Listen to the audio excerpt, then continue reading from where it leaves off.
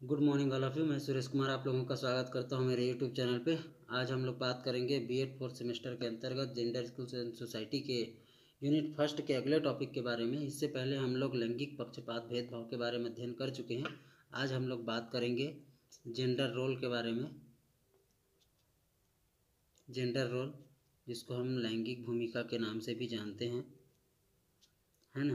क्या होता है लैंगिक भूमिका और किस तरीके से ये जो है महिला और पुरुष को प्रभावित करते हैं सामाजिक तौर पे और अन्य तौर पे, इसको देखने जा रहे हैं हम लोग। जेंडर लैंगिक या जेंडर पक्षपात के बाद अगर हम बात करें, जेंडर भूमिका का निर्धारण जो है वह स्वतः होने लगता है।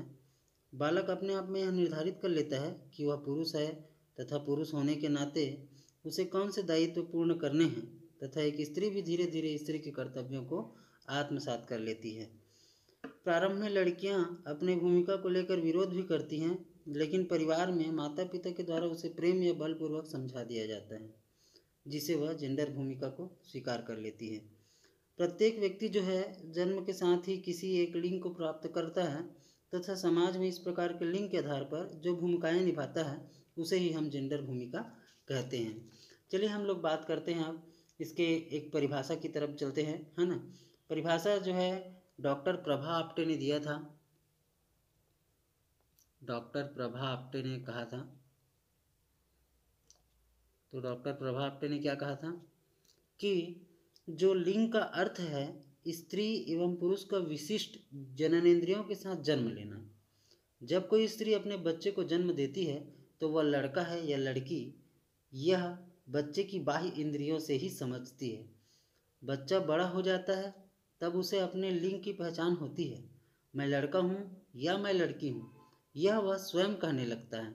जब लड़की अपना स्त्रीत्व या लड़का अपना पुरुषत्व दिखाने के लिए नारी गुण या नर गुणों को दिखाता है, तब उसे लिंग भूमिका कहा जाता है।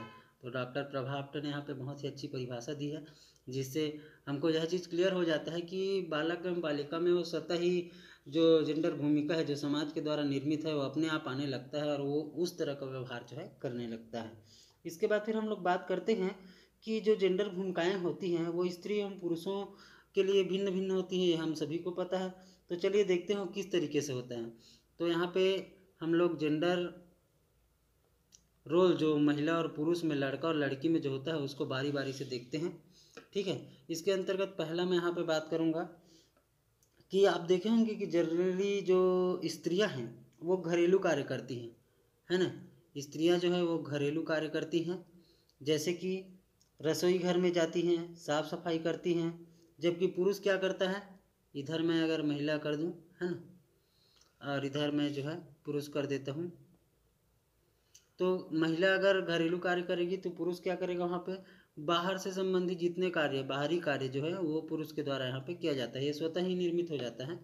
दूसरा चीज़ अगर हम बात करें तो स्त्रियां जो है परिवार में बच्चे संभालती हैं, पुरुष रोजगार एवं धनार्जन का कार्य करते हैं। ये क्या करते हैं, बच्चों को संभालते हैं, है ना, और ये क्या करते हैं, धनार्जन का काम करते हैं, है ना। धनार्जन हेतु ये बाहर गमन करते हैं और घर में अर्थव्यवस्था सुधारने का प्रयास करते हैं।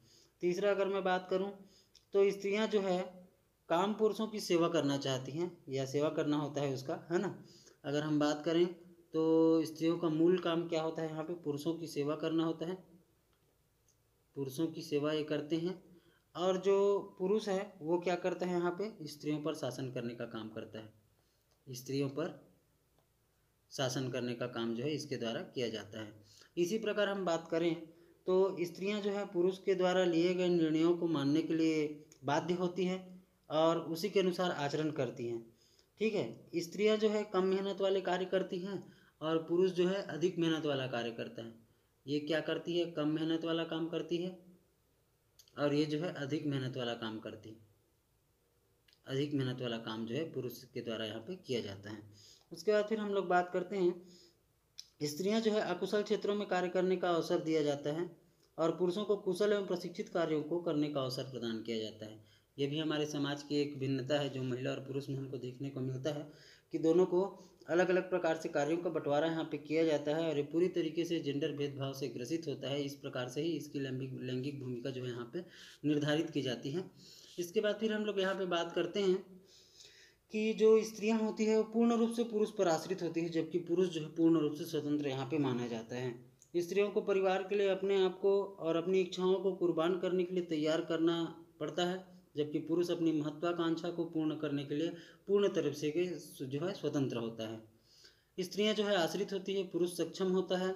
स्त्रियां विपत्ति आने पर पिता, भाई, पति, पुत्र सभी की शरण में जा सकते हैं, जबकि पुरुष को विपत्ति का सामना जो है स्वयं करना पड़ता है। ये समाज के द्वारा बनाए गए रूल्स है या भूमिका कहिए जो जिसमें हमको अपने आप को आत्मसात करना होता है, उसको प्राप्त करना होता है। स्त्रियों को जो है आज्ञाकारी होना चाहिए, जबकि पुरुष जो है आदेशकर्ता के रूप में यहाँ पे होंगे। अगर हम जेंडर रोल की बात करें तो यहाँ पे स्त्रियां जो है वो क्या होंगी, आज्ञाकारी होंगी, है ना। और जबकि पुरुष जो है कौन है, आदेश करता है, क्योंकि ये शासन कर रहे हैं, जाहिर सी बात है महिला पे, है ना। और उसके बाद फिर हम बात करते हैं यहाँ पे अगले पॉइंट के बारे में। तो यहाँ पे स्त्रियां जो है विनम्र शालीन होंगी, जबकि पुरुष को तेज तर्रार और बहादुर समझा जाता है। स्त्रियों को महत्वाकांक्षी नहीं होना चाहिए, जबकि पुरुषों को अति महत्वाकांक्षी होना चाहिए। ये हमारे समाज का जो लैंगिक भूमिका है वो दर्शाता है कि किस तरीके से पुरुष और महिला में उनके भूमिका को लेकर भेद यहाँ पे देखने को हमको मिलता है। स्त्रियां जो है अपने कौमार्य और चरित्र की रक्षा प्रत्येक स्थिति में करती हैं, जबकि पुरुष के लिए ऐसा कोई बंधन नहीं है। स्त्रियों को नैतिक मूल्यों से परिपूर्ण होना चाहिए, जबकि पुरुषों के लिए यह बंधनकारी नहीं है। स्त्रियों को आस्तिक तथा धार्मिक क्रियाओं में लीन होना चाहिए, जबकि पुरुषों के लिए ऐसी कोई बाध्यता नहीं है। अगर हम बात करें भारतीय एवं अन्य समाजों के द्वारा अनेक प्रकार की लैंगिक भूमिकाओं का निर्धारण जो है कर दिया गया है, जिसे सामाजिक दबाव में सभी स्त्री पुरुषों को मानना आवश्यक हो जाता है। यदि कोई स्त्री या पुरुष इस प्रकार की लिंग भूमिकाओं से अलग व्यवहार करता है तो उसका उपहास किया जाता है, उसे तिरस्कृत किया जाता है। जैसे कोई पुरुष रोता है तो उसे स्त्री गुणी मानकर उपेक्षित किया जाता है। ऐसे बहुत सारी चीज़ें हैं जो कहीं ना कहीं लैंगिक भूमिका को निरूपित करते हैं, ठीक है। तो इस तरीके से हम यहाँ पे देखते हैं कि लैंगिक भूमिका जो है वो जन्म के साथ ही शुरू हो जाती है, और एक लड़का और एक लड़की के रूप में वो स्वतः ही अपने आप में आत्मसात करने लगते हैं और उस तरीके का व्यवहार करने लग जाते हैं। तो इस तरीके से हमने आज देखा लैंगिक भूमिका के बारे में। इसके बाद फिर हम लोग नेक्स्ट टॉपिक बात करेंगे लैंगिक रूढ़िवादिता के बारे में। तब तक के लिए आप मेरे साथ बने रहिए, और अगर आपको यह चैनल अच्छा लगा हो, मेरा एक्सप्लेनेशन अच्छा लगा हो, तो आप बेशक मुझे लाइक करें, शेयर करें और कमेंट कर सकते हैं अगर आपको कोई परेशानी हो तो। तब तक के लिए मेरे साथ बने रहिए। आप लोगों का बहुत बहुत धन्यवाद।